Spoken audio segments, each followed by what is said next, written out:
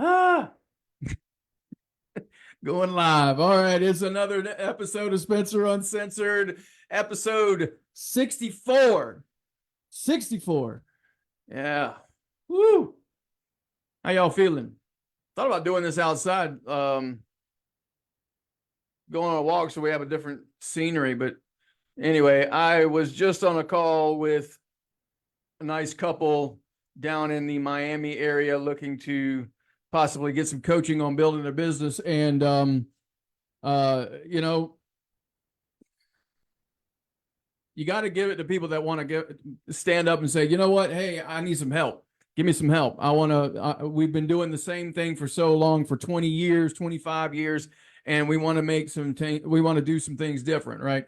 And you got to applaud people that actually respond and have a conversation by email. So I'm excited that some of the campaigns I got working are actually beginning to respond, people getting some response. It's just interesting to hear the myriad of discussions on why people are not able to get where they want to go with their business.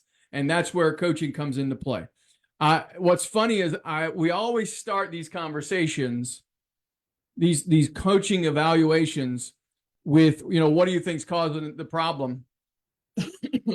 And they, we'll get into nuts and bolts and mechanical conversations around campaigns and communication and picking up the phone and contact rates and conversion rates and all that kind of stuff. And then at some point in the conversation, I can almost always grip the whole thing and get it and have a complete mental shift when I start having a discussion around, as somebody who's been making $120,000 a year wanting to make $300,000 a year. I say, before we really can start working together, you're going to have to help me understand why bother making $300,000. And what's funny is people look at you kind of funny, like, well, why wouldn't I want to make that kind of money? That's just, I think it's a, everybody has a rationalization around it. It's like, well, I could make that kind of money because it's possible to make that kind of money in this business, or because I've just always thought that as long as I'm making $25,000 a month, I could have the lifestyle that I want. And I don't think anybody really takes, I say anybody, most people don't take the time to break it down and really clarify the lifestyle that they're going to have and what they're going to do with that kind of money. And so we always end up having that discussion, which is why the Unshakable Planning Challenge is so powerful. People are going through it. They're having all these ahas and things are changing for them. Some of it's a little uncomfortable, and it's a real challenge because it's 7 days, gets packed in all kinds of stuff. But the very first thing we do is build a compelling future with an anchor goal. And then we start breaking it down. And it's amazing. But anyway, it's amazing how many times I'll have a conversation around, what's preventing them. And then, when I start giving solutions, people aren't going to change a behavior until they have an emotional reason to bother. And that's where the whole Unshakable primer comes into play, the price tag, and then the process that we do in the challenge. So speaking of the challenge, we'll throw this out there. Those of you that are hearing this before April the 11th, we are kicking another round off of the Unshakable challenge because it went so well the first time. We're probably going to do it quite regularly. I don't know how often. This time it's going to be like a fast turnaround because of the way my month of May is starting to look. But we're going to have one on the 11th. It'll go for a week. So the 11th is a Thursday. So Thursday, Friday, then Monday, Tuesday, Wednesday, Thursday.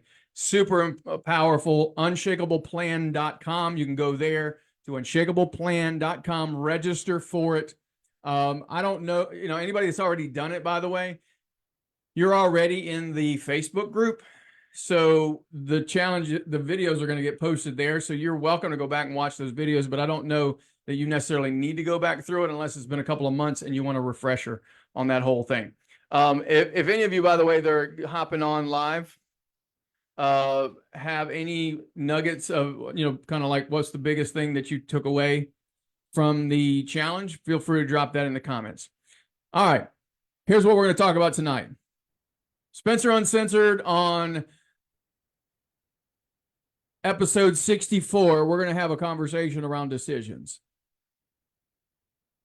And if you know the 4 factors of creating an unshakable drive, then you know that one of those four factors is the power or the ability to make decisions. More specifically, a commitment towards an outcome. And that's one of the four factors that creates drive. Well, I started thinking, well, what causes people to really stumble with that's concerned, right? What keeps them from moving forward, making decisions? So I threw out a quick query, started figuring out some questions on some things of what causes people not to make the decisions or become indecisive, if you will. And I got a whole list of them. We're gonna crack through a few of these tonight. So if you're thinking, I'm struggling with really making a choice, making a decision, we're going to cover this tonight. Part of the reason I'm also doing this is because I personally just made a decision today that is a very large price tag, money that I actually don't have, that I'm going out on faith to better myself and what I do for everybody I work with. It's a large price tag.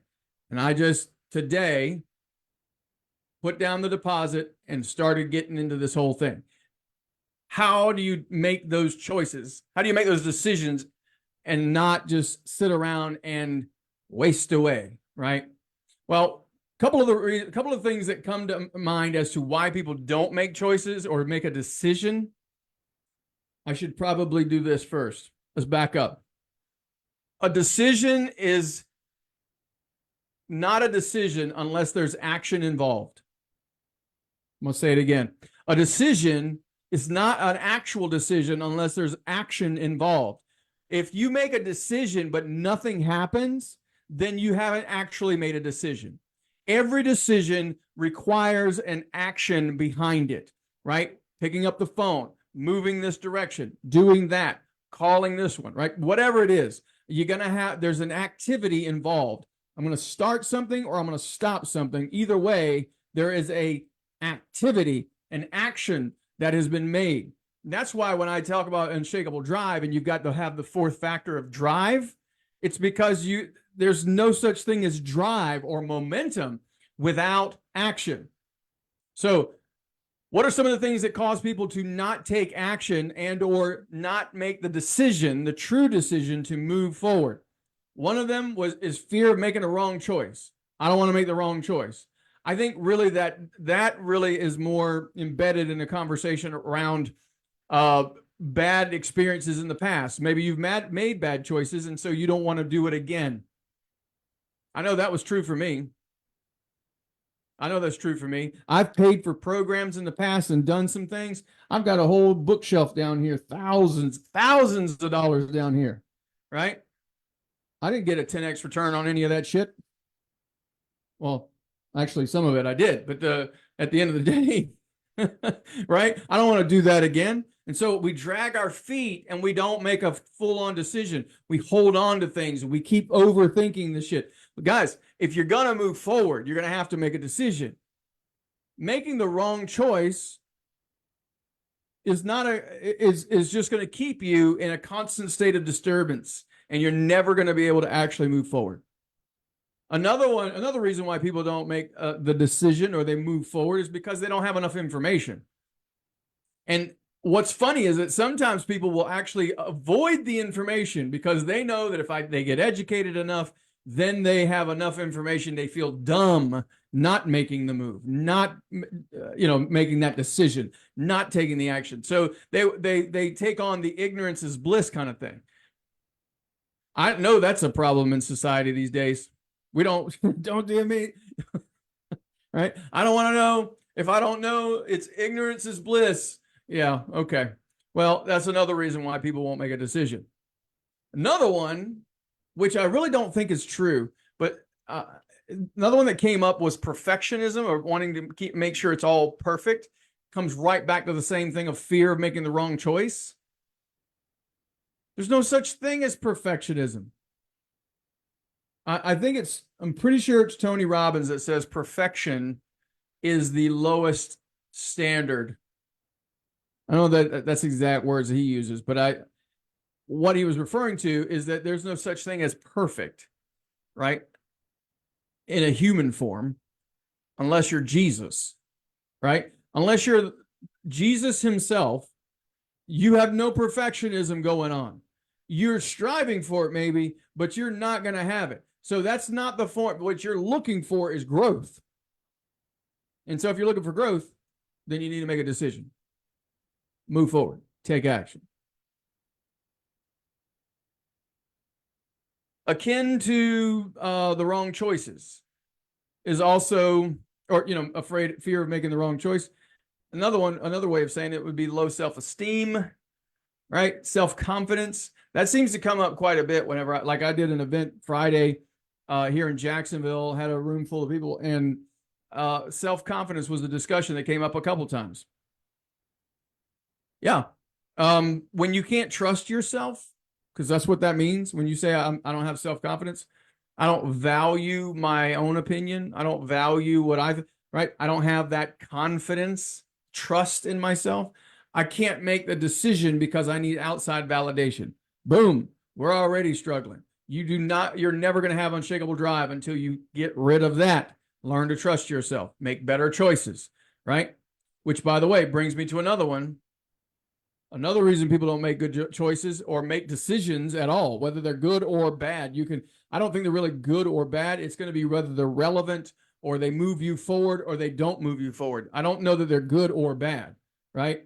But I think one of the reasons people don't make decisions and they stay in a constant state of decisiveness is because indecisiveness is their habit. It's a habit. I don't know. What do you want to eat? I don't know. Right? Guys, make choices, decide.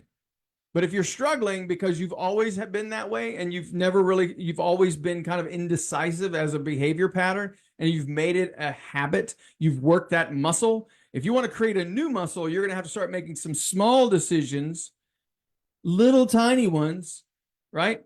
Of what do you want? Little things, and start building off of those small choices.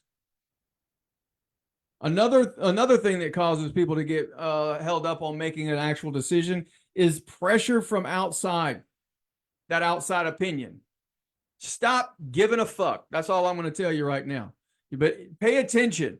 What is going to get me closer to my goal? And by the way, decisions aren't ever going to come together until you first have a dream. You know what? You're thinking bigger. You have a desire. This is all straight from the book, by the way. You have a desire, meaning you know what you want. That's a whole process we're going to go through in the book. And once you know what you want, you're disturbed, right? There's a disturbance. When you get all three of those put together, it makes a decision making a little bit easier. But that external pressure can sometimes still keep people. They can be bothered. They could be clearly, they have the desire, they're hungry, and they've got a big dream. They got all the things, but they'll stop just short of making a decision because they're worried about the pressure. Some people are worried about the fear of change. Let me tell you, probably the best solution to all of this is the conversation around self-confidence and or self-esteem. And here's why, or here's how. Let's talk about how. Many times someone will come to me and they're just not really sure about the change. They're scared. I will help them. I will ask the question, do you believe that you're a good problem solver? Do you believe you're a problem solver? If you can honestly say yes, by the way, I don't have a percentage really, but it's a high percentage. A high percentage of people will tell me, yes, they're a problem solver. If you can say that you're a problem solver, then we have one of two situations here on why you're not making the decision. One, you're not making the decision to move forward or take action or stop taking action or whatever it is that the decision is you got in front of you, because you don't think you can solve the problem. That's the fear of the unknown.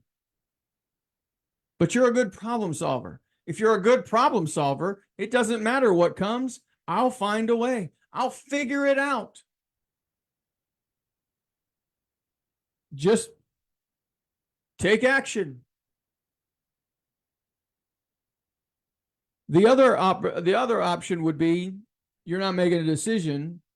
You know you're a good problem solver.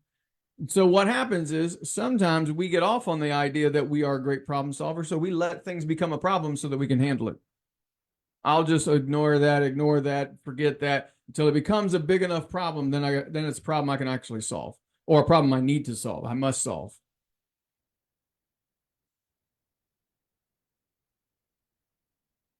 I think another one too is overwhelm. Too much information, too many options, too many decisions. And we live in an environment now where it's so much abundance on how to do everything. And layer on top of that, there's an abundance of opinions about how to do everything.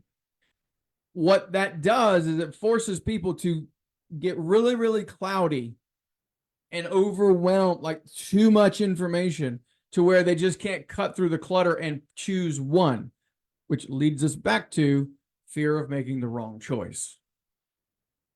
Some point, you just got to choose and move forward. Choose and move forward. And if you mess it up, you're a problem solver. You'll fix it. You'll find a way. Covered a lot of ground in a short period of time, but that's what I wanted to talk about tonight. I'm excited about what we got going on. I'm going to remind everybody, if you want to be part of the Unshakable Challenge, the planning challenge, it's powerful. If you've ever just felt like you were too inconsistent with your business, or you were just not able to,